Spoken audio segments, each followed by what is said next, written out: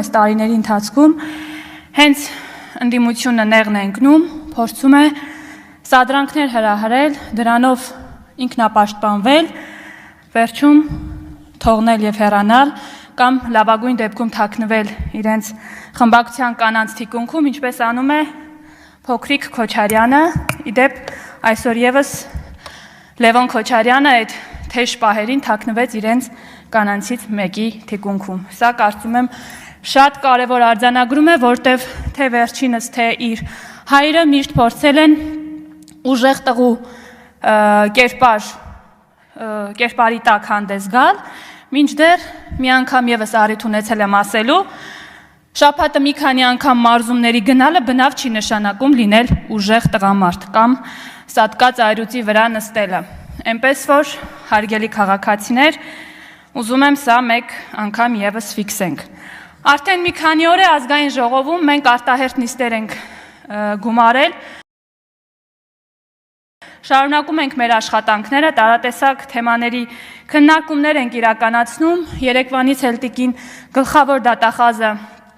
ազգային ժողովի այս ամբիոնից մեզ ներկայացնում է միջնորդություն, կապված Քոչարյանի պատգամավորներից մեկին անձեռնխելիությունից զրկելու հետ, բայց նույն դաշնակները, պատիվ ունեմը, Քոչարյանի մյուս պատգամավորները փորձում են անլրջացնել այս process-ը եւ դեմքի լուրջ արտահայտությամբ իբր հարցեր են տալիս գլխավոր դատախազին, փորձելով ոչ հիմնավոր տպավորություն, ներկայացնել, որ դատախազը այստեղ եկել է եւ ինչ որ ոչ հիմնավոր եւ որևէ թույլ գործ է ներկայացնում, մինչդեռ բացարձակապես հակառակն է եւ տիկին դատախազի ներկայացրածը սարսափելի մի իրականության մասին է խոսում։ Հարգելի քաղաքացիներ, բանից պարզվում է, որ այս դալիճում մեր կողքին նստած է եղել մի մարդ, Արթուր Սարգսյան անուն ազգանունով, ով մաս է կազմել, մասնակից է եղել մի օրհնված, ճակերտավոր օրհնված ահաբեկչության, որի ընթացքում վերջինս իր ընկերների հետ պատրաստվում էր սպանել ոչ միայն վարչապետ Նիկոլ Փաշինյանին, ոչ միայն ազգային ժողովի նախագահ Ալեն Սիմոնյանին կամ արտաքին գործերի նախարար Արարատ Միրզոյանին, այլ սիրելի քաղաքացիներ, նաև ձեզանից մի քանիսին։ Այո, նրանք պատրաստվում էին այրել մեքենաներ, մի քանիսին գյուլել պատերի տակ, իմիջայլոց այստեղ իրենք ցույց են տալիս, որ իրականում իրենք ոչ միայն Հայաստանի Հանրապետության քաղաքացուն ուղղակի անվանում են անասուններ կամ էշեր, այլ հենց հավատում են, որ դուք այդպիսին եք, հարգելի քաղաքացիներ, որովհետև չի կարող մեկը խոսել մի քանիսին գյուլելու եւ հետո ընտանիքին որևէ փոխհատուցում տալու մասին եւ արտահայտվել, որ այդպիսով այդ ընտանիքները կլինեն գոհ եւ երջանիկ եւ իրենք էլ կգան իշխանության։ Ես վստահ եմ, որ Հայաստանի Հանրապետության քաղաքացիները այս ամեն ինչը շատ լավ գիտակցում են։ Ու վստահ եմ, որ նաեւ այս գիտակցումը հասկանում են այս նույն մարդիկ, ահաբեկչություն իրականացնող մարդիկ, որովհետեւ իրենք հասկանում են, որ Հայաստանի Հանրապետությունում 2018 թվականից ի վեր իշխանության գալ հնարավոր է միայն ու բացառապես արդար ընտրությունների միջոցով։ Իսկ Հայաստանի Հանրապետության քաղաքացին վաղուց իրենց քաղաքական աղբանոցն է նետել եւ իրենք քաջ գիտակցում են, որ միակ տարբերակը, որ կարող են գալ իշխանության, դա ահաբեկչությունն է, որը ի պատիվ եւ ի շնորհիվ Հայաստանի Հանրապետության իրավապահ համակարգի բնում խեղդվեց այդ ձեր օպերացիան։ Շնորհակալություն եմ հայտնում առիթից օգտվելով եւս մեկ անգամ մեր իրավապահ համակարգին։ Հարգելի քաղաքացիներ, այս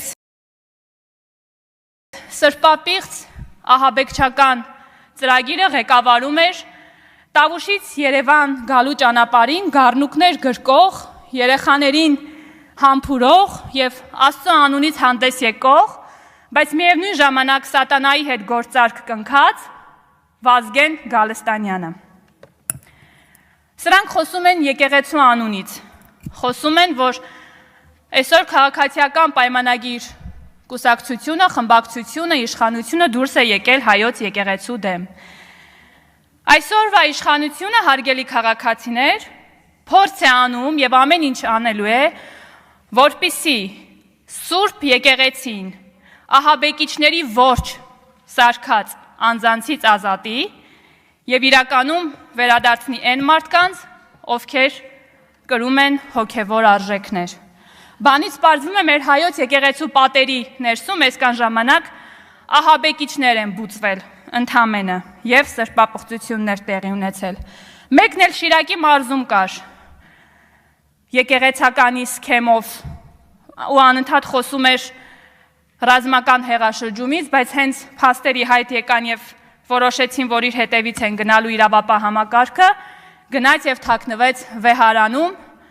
եւ դրանից հետո սկսվեց անպագորգոր հայտարարություններ, թե վեհարանը սուրբ վայր է եւ այդտեղ որևէ գործողություն իրականացնել չի կարելի։ Լուրջ եք ասում, բա ձեզ կարելի է սրբապիղծ եւ ահասար սուրբ ծրագրեր մշակել եւ իրականացնել։ Ես գիտեմ, որ ձեզ մոտ միայն դա է լավ ստացվում։ Եվ երբ այս բացահայտումները տեղի ունեցան, սրանցից ոմանք հայտարարեցին, որ այդ ձայնագրությունները, այդ հրապարակումները արհեստական բանականությամբ ստեղծված ինչ-որ հրապարակումներ ու ձայնագրություններ են,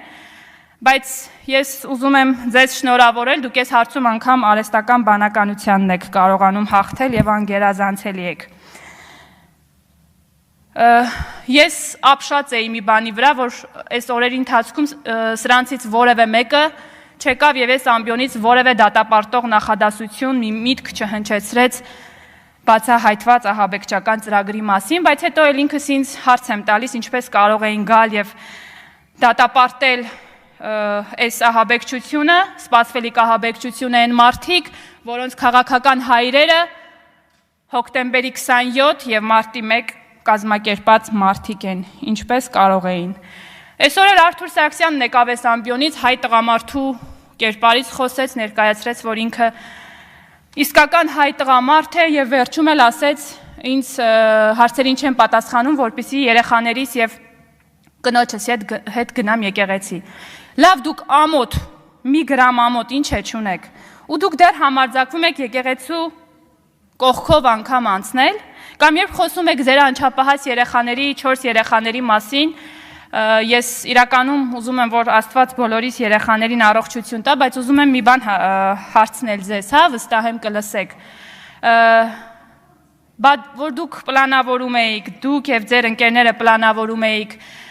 մեքենաներ վառել, չգիտեմ ինչեր անել, չէիք մտածում, որ այդ մեքենաների մեջ եւս երեխաներ կարող են լինել, թե կարևորը ձեր երեխաների ապահովությունն է, որոնց դուք ձեր տարիների թալանած դղյակներում ապահով պահում եք։ Եվ ինչպես այսօր